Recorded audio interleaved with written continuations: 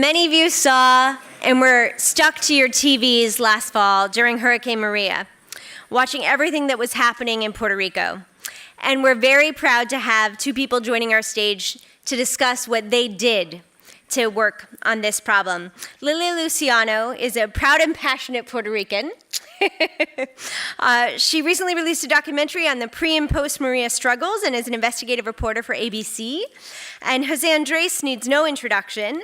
To date, his World Central Kitchen has served over 3 million meals in 70 locations across Puerto Rico, and he was lauded as being the island's primary food source after the hurricane.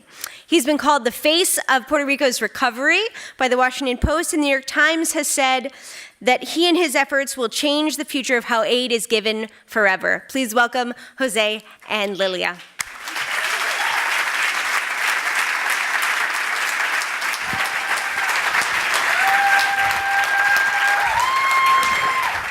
Gracias.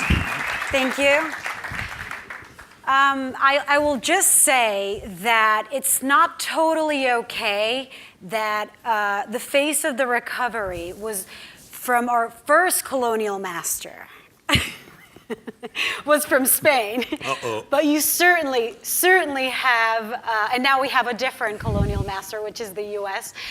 Jose, I think Anthony Bourdain put it best when he said, to follow you at your peril. If following you sounds like a very dangerous task coming from somebody who literally chases disasters to cover them, how do you do it? You have almost 30 restaurants that you own, and you have gotten to every disaster that I've covered this year weeks before I did.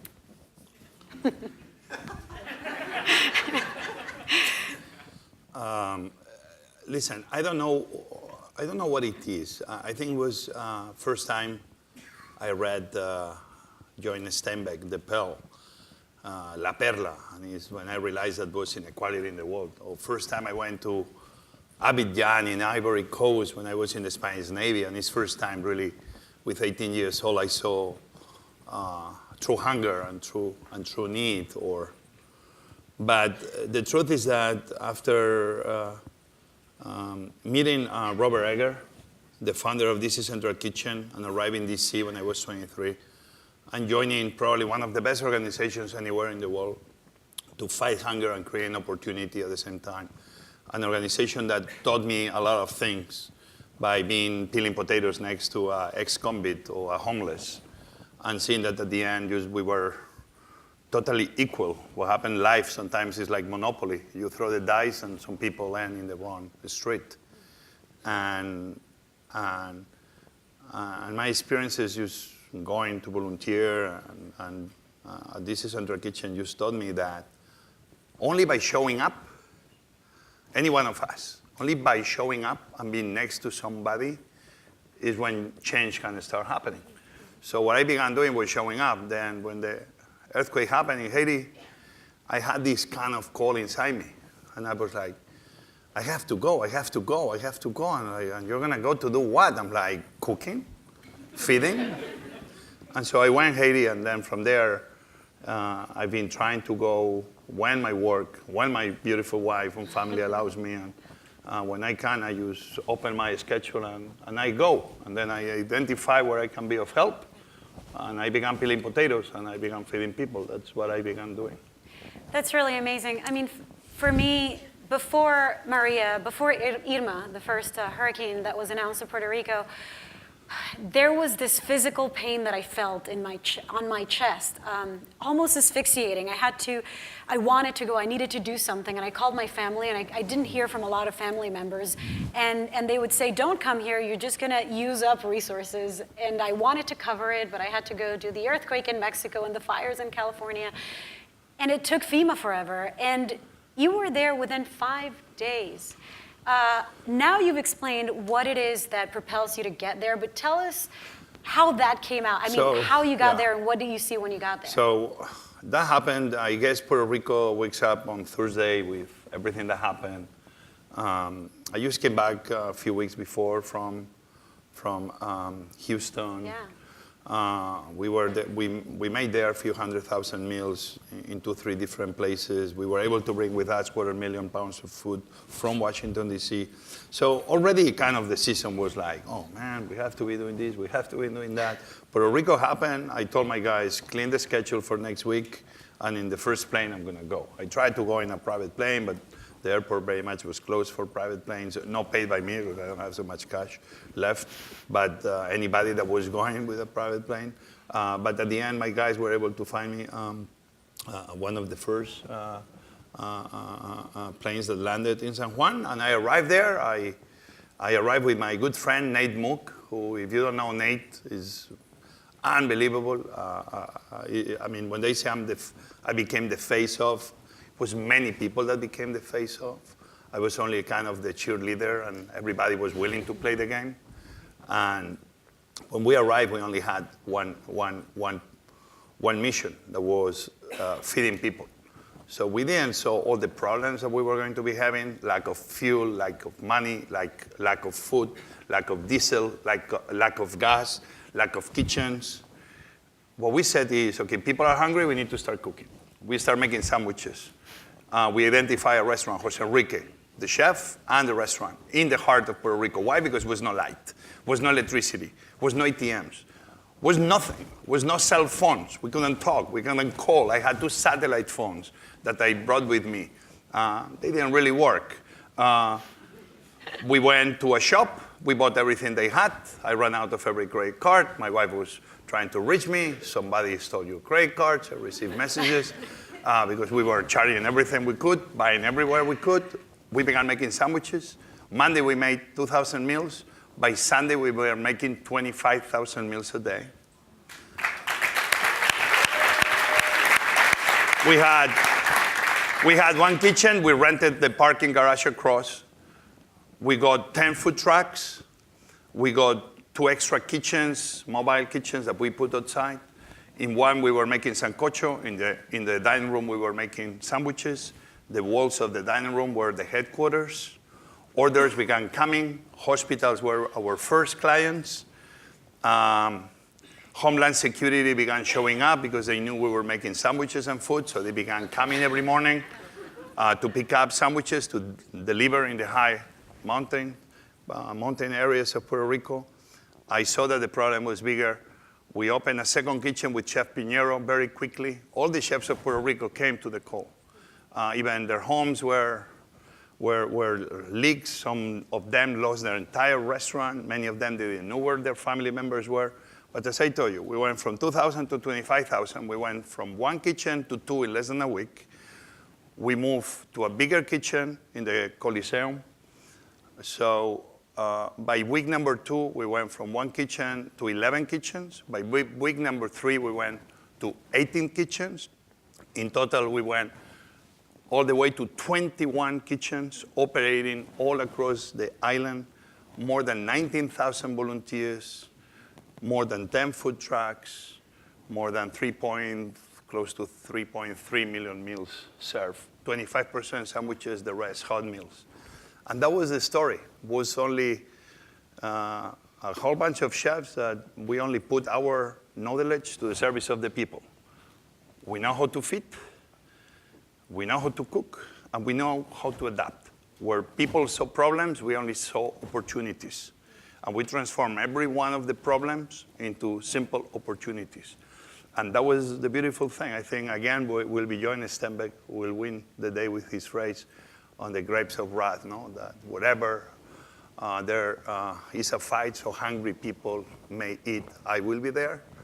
At the end, I was very lucky just to put together the best team of chefs we could. I called the States, and I got 25 chefs within 48 hours of the best hotel and convention centers and arenas. We did 4 teams, the Delta Force teams. We did a big map. I told everybody where they had to be, when, where. I was able to start providing fuel, diesel, ice, food, fruits, vegetables, knives, kitchens. And because we didn't have phones, everything had to work like a perfect machine. We began getting help from the Navy, ICE within Homeland Security, HSI within Homeland Security, National Guard. So the federal government, let me tell you, it does work. Maybe not here, but the people of the federal government, they are amazing. There were a great deal of complications when it came to distributing the supplies that were coming in. Right now, we're facing a big controversy that fortunately, I think FEMA came forward and said they're not going to stop distributing food and water.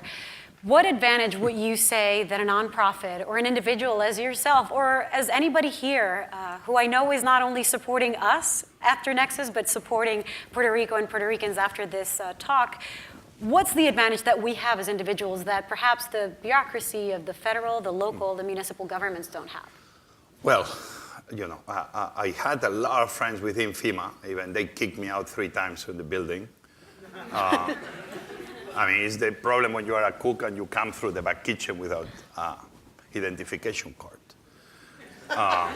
And you go to speak to the general and say, hey, I know how to do it. To do what? To feed everybody. Who are you? I'm Jose. Where is your card? What card? To this day, I don't. My biggest regret of the Puerto Rico experience is still FEMA never gave me a card. But you know the great thing, World Central Kitchen really, I went there as my own, but I founded this NGO, World Central Kitchen, which now we are in 4, 5, 6 countries. Haiti is a big one for us. Last month, we opened a school for women. We're going to be graduating roughly 60 women every year. And it started after Haiti. It started after the earthquake. Well, we began with the government, but I opened a new building that World Central Kitchen owns, and I'm so happy. So now I don't depend from the government. It's on our own. There you go. Beautiful kitchen. Conan O'Brien went there last week to learn how to cook. In Haiti, you can watch it on his show he did. But I think the great thing we did was, I do think we are in the time to have to be reinventing the meaning of NGOs. We need to remember that people don't want our pity. People want our respect. And we come very often from far away to give help without asking the people supposedly receiving that help what exactly they want and what exactly they need.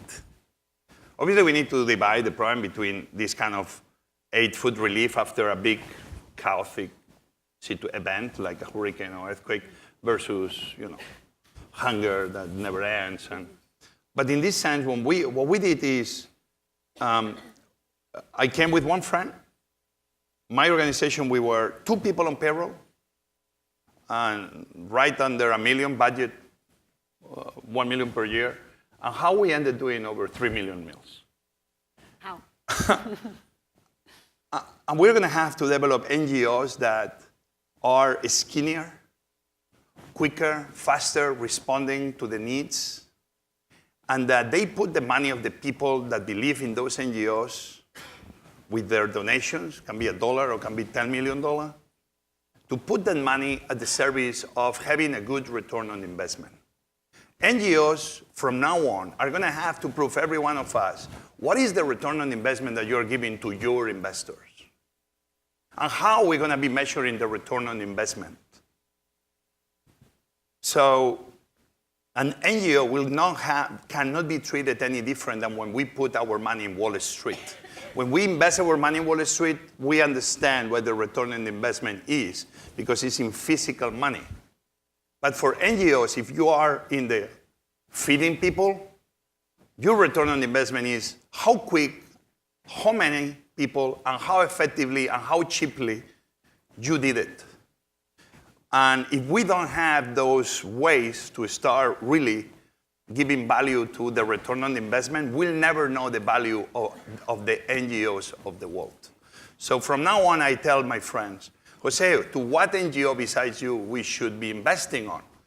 And I always tell them, I will not invest in the big ones because they don't even know what they are supposed to be doing.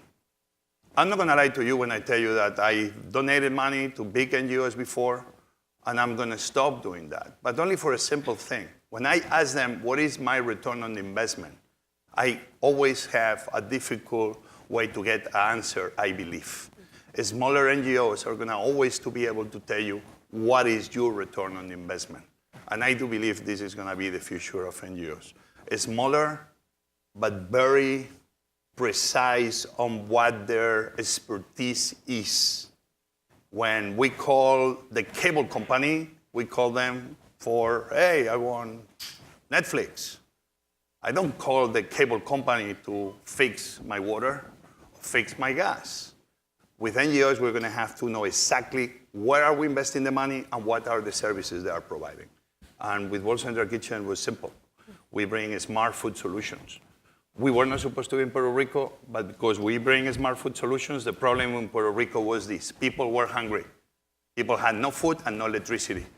Our solution was simple. Let's cook and let's feed. Simple. We began doing it within 12 hours. And I think there's a solution that goes beyond that. I grew up in Puerto Rico. I spent the first 18 years of my life there. And I grew up on a diet of frozen foods and canned foods because Puerto Rico's foods are 90% imported. We don't grow our food. So after Maria, what was very shocking is knowing a land as fertile as our land, as Puerto Rico is, and knowing that nothing survived. I went 3 weeks later and I couldn't order tostones because there's no plantain. No one left. And all of that was wiped out by Maria, but our problem came before. And I think that seeing someone as prestigious and as well-known and as respected worldwide as yourself feeding people who had lost everything must have done something that's not as quantifiable as what you would tell your investors the return is, but we still have plenty of time. Is my accent? We still have plenty of time. See, I was not talking. How can you describe the shift? What changed and what does food do?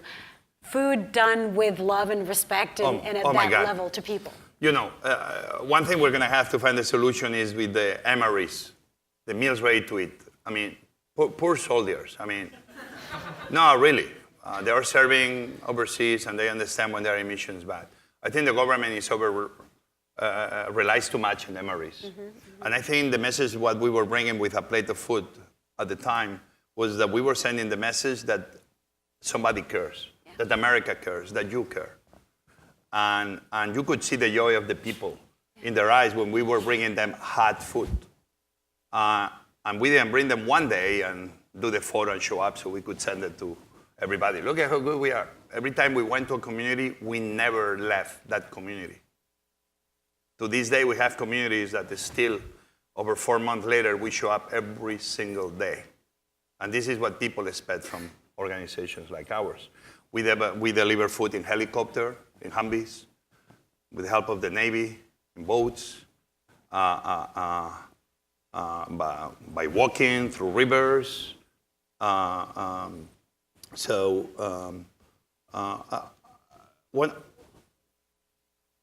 What I had very clear is that we wanted to be helping the economy as we were providing the aid. So at the end, we got a lot of private and personal donations. FEMA came to support us with a very big grant. Even they call it that they hire me, but I don't feel they hire me. I feel I partner with them to do what they are supposed to be doing. We were serving the National Guard because nobody figured out how to feed the National Guard, poor guys. So we were doing all. But I remember I went to a town called Morovis, beautiful, in the heart of the island. You should book your trip to Puerto Rico right now and go to that chicken place in Morovis. It's the first day I arrived and I smell in the air as I'm going with my Jeep. Chicken, chicken, chicken. I'm like, what is this? Oh, it's the chicken place. What happened? They opened today. Big line. I arrived there and like, oh man, I want chicken. So they recognize me and they give me one chicken without having to wait in line. That's a good thing. But then, we go to this community, San Lorenzo, that we were bringing sandwiches and the bridge is broken. And I went to San Lorenzo to deliver the sandwiches. As I'm in San Lorenzo, I'm like, man, shit, sandwiches. And my hot kitchen is like an hour away, my closest one. So I went back to that restaurant and I said, how many chickens you have left after you serve everybody online? Like, well, we may have 150 chickens. I buy them all. The owner looks at me, I'm like, you buy what? All the chickens, 150 chickens. Like, 700, 800 portions. So we bought all the chickens. We were able to support the restaurant to keep making sure that the local economy start We brought those chickens to that community.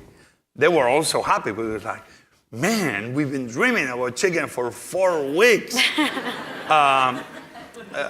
The message here was, the amazing thing though was that after I developed, we gave them the chickens, I said, okay, we're gonna come back every day.